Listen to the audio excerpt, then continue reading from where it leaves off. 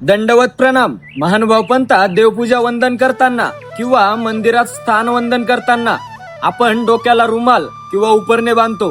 कारण ते बांधल्यानंतर पूजेच्या वेळी वातावरणात जी सात्विक ऊर्जा निर्माण होते ती साठवून ठेवण्यासाठी आणि बाहेरील नकारात्मक विचारांपासून संरक्षण करण्यासाठी डोके झाकणे आवश्यक मानले जाते.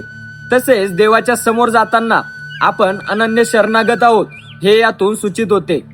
ज्याप्रमाणे आपण एखाद्या आदरणीय व्यक्ती समोर जाताना नीटनेटके जातो, त्याचप्रमाणे सृष्टीच्या मालकासमोर म्हणजेच परमेश्वरासमोर जाताना आपला पेहरावा मर्यादित आणि शिस्तबद्ध असावा.